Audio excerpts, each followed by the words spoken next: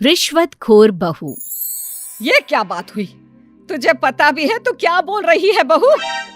एकदम सही बोल रही हूँ। अगर आपको मुझसे अपनी इन ऐंठन भरे घुटनों की मालिश करानी है तो मुझे वो देना पड़ेगा जो मैं मांग रही हूँ। एक हाथ दो और दूसरे हाथ लो, सिंपल। बहू हूँ, इसका मतलब ये नहीं कि नौकरानियों की तरह काम करूँ। ये है अमृता और उसकी सास रेखा। अमृता एक नई नवेली बहू है जिसकी शादी कुछ दिनों पहले ही रेखा के बेटे माधव के साथ हुई है। वैसे तो अमृता दिल की बहुत अच्छी है, लेकिन वो कहते हैं ना कि खून का रंग तो दिखता ही है। बस वही डॉन की बेटी होने का रंग यहाँ अमृता में भी दिख रहा है, जो है रिश्वत लेना। जी हाँ, काम चाहे कितना भी छोटा या कितना भी बड़ा क्यों ना हो, हमारी अमृता बहू बिना रिश्वत लिए कुछ नहीं करती। चलिए देखते हैं आगे इनके साथ और क्या क्या होता है। रेखा और अमृता को लड़ते देख ससुर प्रेमचंद वहां आता है और कहता है, अरे क्या हुआ? काहे इतना तिल मिला रही हो रेखा? अरे कुछ बोलोगी भी या कानों में हड़ताल हो रखी है तुम दोनों के? देखिए ना पापा जी, माँ जी ने मुझे कहा कि मैं उनके घुटनों की मालिश कर दूं, लेकिन उसके बदले में माँ जी मुझे वो हीरो वाला पुश्तैनी हार देने से इनकार कर रही हैं। क्या? घुटनों की मालिश के लिए हीरो का पुश्तैनी हार कौन मांगता है बहू? पापा जी, आपको तो पता ही है ना, आपकी बहू कितनी सयानी है, हर कोई भी काम फ्री में नहीं करती। और अब शेखावत खानदान का आटा तो इतना भी गीला नहीं है कि अपनी बहू को हार ना दे पाए। क्यों माय डियर माँ जी? देखा आपने प्रेमचंद जी, ये अब मुझसे पुश्तैनी हार मांग रही है, कल को पूरा घर मांग लेगी। अरे जा जा, मैं खुद कर लूंगी अपनी मालिश। ठीक है, मुझे क्या। एंजॉय योर मालिश टाइम माँ जी। रात में जब पति महादेव दफ्तर से लौटकर घर आते हैं तभी कमरे में, अमू सुनो ना, मेरा वो लाल रंग का जो शर्ट है ना वो धो दो ना प्लीज। एक्चुअली कल मेरी एक इम्पॉर्टेंट इंटरनेशनल क्लाइंट के साथ मीटिंग है, बहुत बड़ी डील का ऑफर है, इसलिए मैं अपनी उस लकी शर्ट को पहनकर जाना चाहता हूँ। अभी धो दो, रात भर में तो सूखी जाएगी, फिर कल अच्छे से कड़क वाली इस्त्री कर देना अपने शुभ शुभ हाथों से। जी नहीं, मैं ये सब ऐसे ही नहीं करने वाली। अगर काम करवाना है तो मेरी एक शर्त है। अरे यार, तुम और तुम्हारी शर्तें, बोलो क्या है? आपको मुझे 10 मनीष मल्होत्रा डिजाइनर की साड़ियां दिलानी होगी। 2 हफ्तों में मेरी स्वीट हार्ट फ्रेंड बिल्लो रानी की शादी है। मैं वहां डिजाइनर साड़ी पहनकर जाऊंगी और सब कुछ जला दूंगी। माधव अपनी बीवी की बात सुनकर हैरान परेशान अपने सर पर हाथ रखकर बैठ जाता है। अरे तुम बीवी हो या आफत? तुम्हारे दिमाग में जंग लग गया है क्या? देखो इतने सारे पैसे नहीं है मेरे पास। तुम्हारी याददाश्त तो जगह पर है ना माधव, भूल गए? मैं एक डॉन की बेटी हूँ। अगर तुमने मेरे कहे मुताबिक काम नहीं किया तो तुम्हारे लाल शर्ट को दूर ही रखो, मेरे पापा तुम्हें ही लाल कर डालेंगे। ठीक है, चलो अब ज्यादा मत डराओ, तुम्हें जो चाहेगा मिल जाएगा। अब ये डर और रिश्वत का सिलसिला यूं ही चलता रहता है और इसी तरह समय बीतता रहता है। एक सुबह सब नाश्ते के टेबल पर बैठे थे, जहां अमृता सबके सामने एक व्हाइट बोर्ड लाती है जिस पर दिन भर के सारे कामों के रेट लिखे हुए थे। अब ये क्या है? टीचर नहीं बनने का इरादा है क्या तेरा? अगर हाँ तो अफसोस, बेचारे बच्चे, उनका भविष्य तो अंधेरे में है। आप लोग बेकार की बातें बंद कीजिए और आंखें खोलकर ठीक से पढ़िए क्या लिखा है। ये आज के सारे कामों के रेट्स हैं।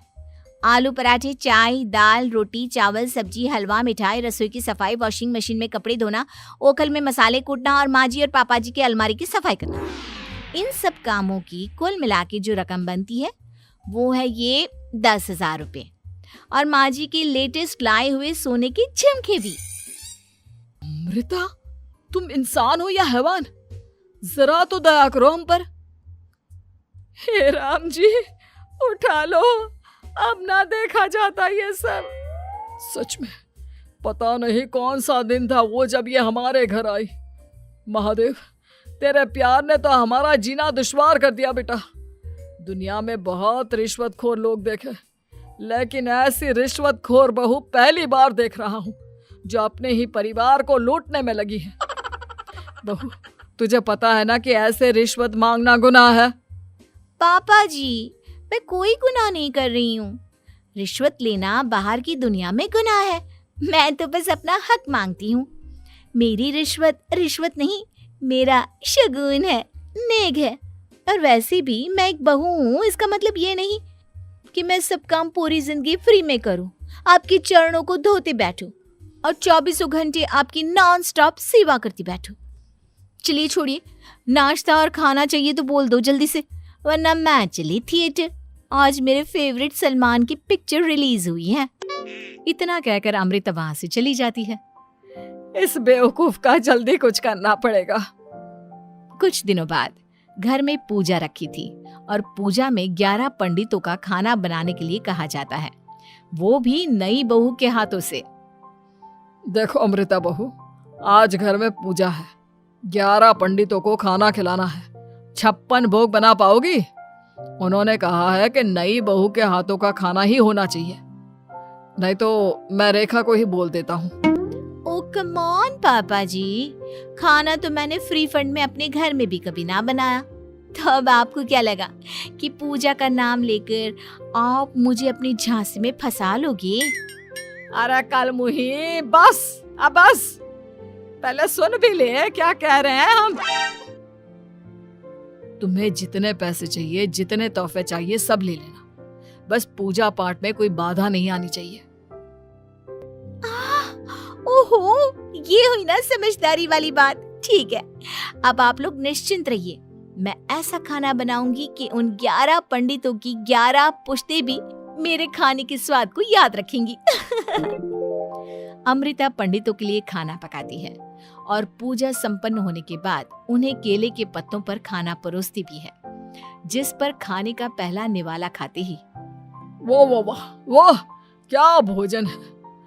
हम इतनी जगहों पर जाते हैं, लेकिन इतना अच्छा स्वाद तो काफी मुश्किल से चखने मिलता है।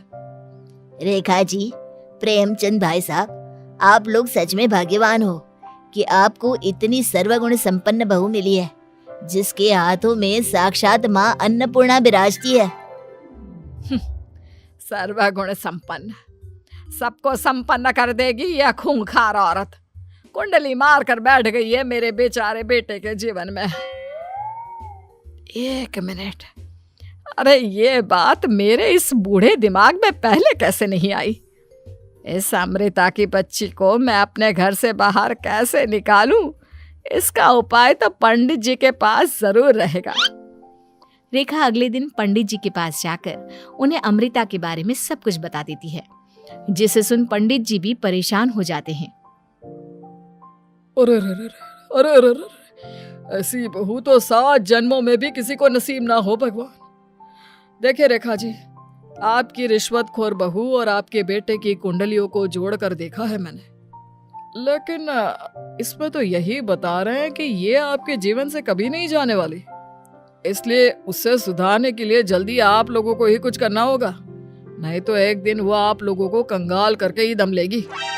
नहीं, ऐसा हरगिज नहीं होगा।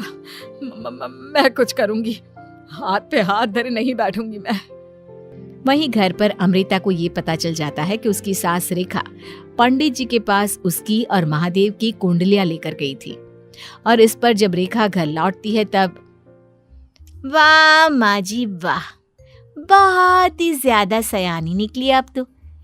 लेकिन मैं आपको एक बात बताना चाहती हूँ कि मेरी और महादेव की कुंडलियां जोड़कर पूजा पाठ और हवन करके भी कुछ नहीं मिलेगा, क्योंकि मैं ऐसी बला हूं जो आप सबकी जिंदगियों से अब कभी नहीं टलने वाली, फिर चाहे आप कितने भी टोटके हवन या उपाय कर लें।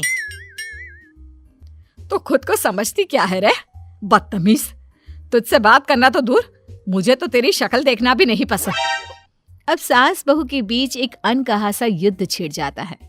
दिन बीतने लगते हैं, लेकिन एक दिन अचानक रेखा की तबीयत हद से ज्यादा खराब हो जाती है और उसे सांस लेने में भी काफी दिक्कत और परेशानी महसूस होती है।